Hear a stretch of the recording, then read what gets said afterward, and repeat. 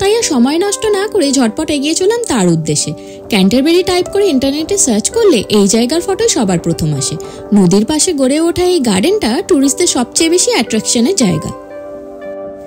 ফুলে ঘেরা বাগান, তার পাশে বয়ে চলা নদী আর পাথরের একটা ব্রিজ। ফ্যান্টাসি ওয়ার্ল্ডের কল্পনা করলে হয়তো ঠিক এইরকমই কিছু ভিজুয়াল চোখে প্রথমে আসে। গার্ডেনটা ট্যুরিস্টে ভরে গিয়েছিল। সব থেকে বেশি ভিড় ছিল গার্ডেনের ফুলের বাগানে।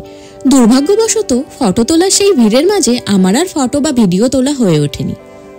কিছু দূর নদীর পাশের রাস্তা ধরে এগিয়ে গিয়ে আশপাশটা ঘুরে এলাম। গার্ডেন জুড়ে যেন মেলা লেগে গিয়েছিল। কেউ তাদের পিকনিক বাস্কেট নিয়ে ফ্যামিলির সঙ্গে টাইম স্পেন্ড করছে, বা কেউ তাদের পোষ্য কুকুরের সঙ্গে দৌড়াদৌড়ি করছে।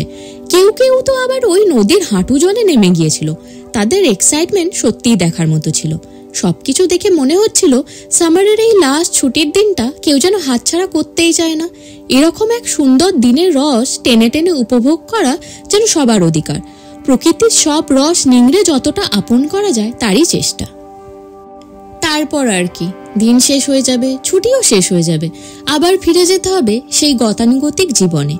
পরের বছরের স্প্রিংয়ের জন্য অপেক্ষা করে থাকতে হবে অতুল অপেক্ষায়। আমাদেরও জার্নি ওখানেই শেষ করতে হলো। খুব বেশি এক্সপ্লোর করার সুযোগ আর হয়ে ওঠেনি। হয়তো এই শহরটা এরকমই চেয়েছিল, যাতে বারবার ফিরে যাই তার কাছে সুন্দর কিছু দেখার বা উপভোগ করার অছিলায়।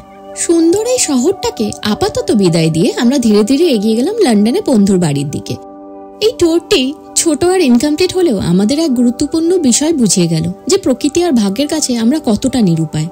আমরা ভবিষ্যতের জন্য অনেক কিছুই প্ল্যান করি, কিন্তু সব প্ল্যান যে সফল হবে এরকম কোনো কথা নেই। আর সেই ইনকমপ্লিট প্ল্যানের দুঃখে হতাশ হয়ে বসে থাকার চেয়ে যতটা আমরা পাচ্ছি সেটা নিয়ে খুশি থাকা ভালো।